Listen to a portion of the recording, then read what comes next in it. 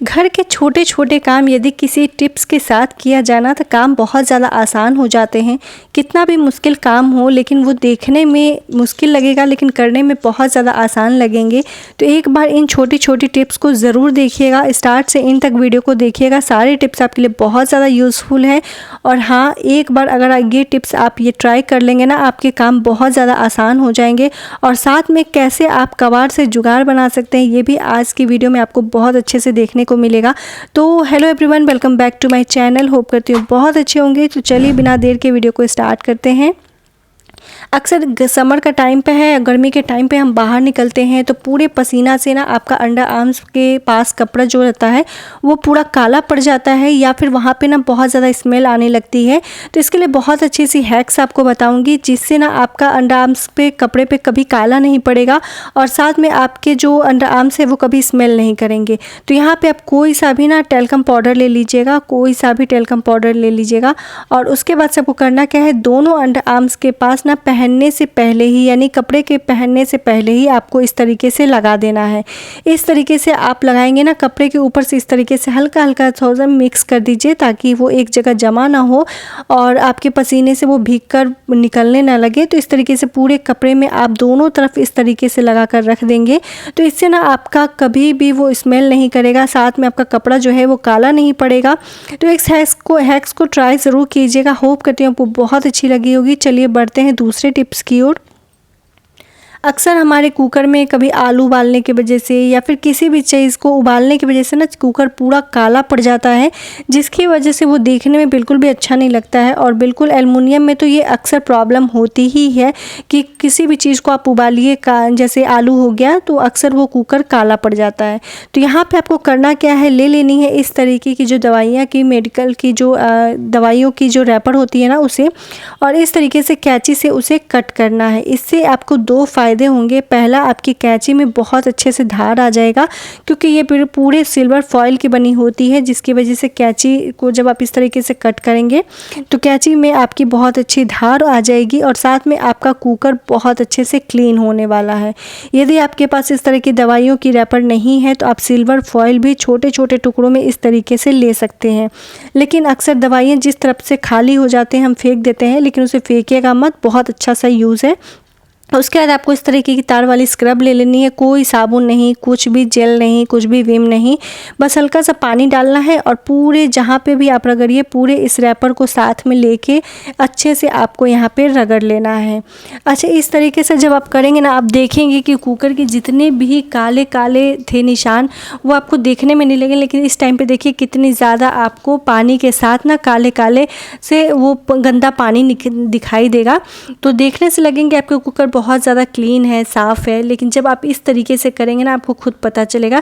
तो यही चीज़ ना आप कढ़ाई के साथ भी कर सकते हैं। अगर आपकी कढ़ाई पूरे अंदर से काली पड़ गई है तो उसके साथ भी आप इस तरीके से रैपर से कर सकते हैं, बहुत अच्छे से कढ़ाई भी क्लीन हो जाएगी।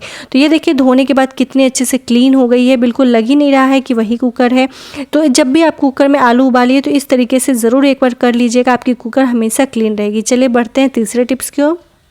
अक्सर हमारे पास इस तरीके से चावल आता है, आटा आता है, तो उसकी जो बोरी है ना उसे हम बेकार समझकर फेंक देते हैं और इस तरह से ना बहुत ज़्यादा कबाड़ हमारे घर में जमा हो जाता है, जिसकी वजह से हम परेशान होकर इसे फेंकने लगते हैं।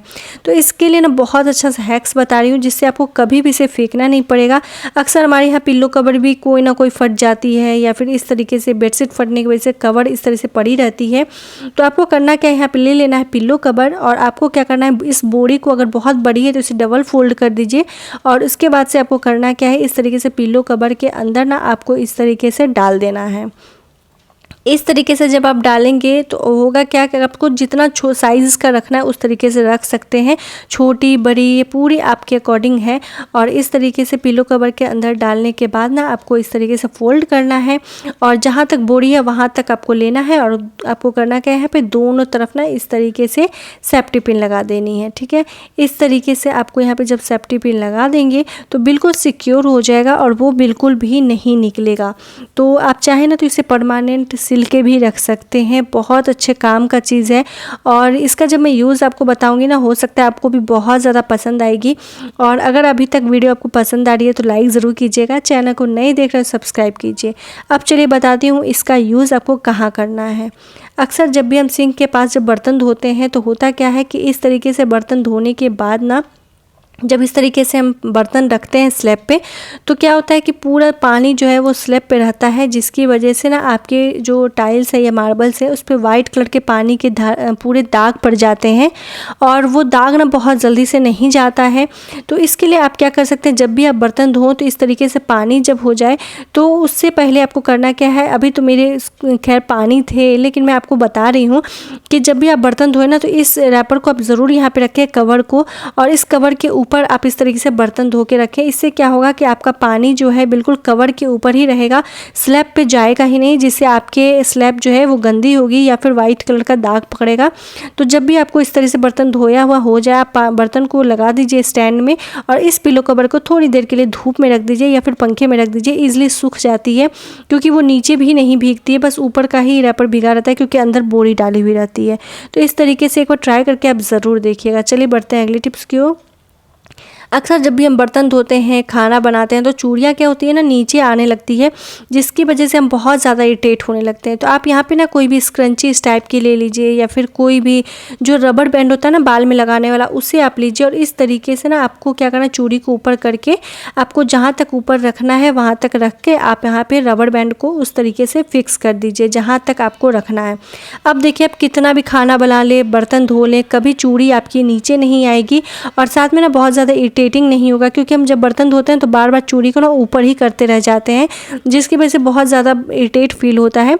तो जब भी खाना बनाएं इस तरीके से एक बार रबर बैंड को आप लगा लीजिए, आपकी चूड़ी हमेशा ऊपर रहेगी और चूड़ी गर्म भी नहीं होगी खाना बनाने की वजह से, और इस तरीके से सिक्योर रहेगी। तो होप करती हूँ आपको वीडियो बहुत अच्छी लग रही होगी और ये टिप्स ना बहुत ज़्यादा काम के होंगे, खास करके हाउस वाइफ के लिए।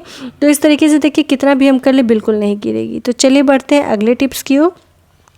तो अक्सर सिंक एरिया में जब हम बर्तन धोते हैं ना तो होता क्या है कि जितना भी कचरा होता है वो इस तरीके से जाली में जाके ना पूरे पाइप में फंस जाती है, जिसकी वजह से ब्लॉकेज हो जाता है।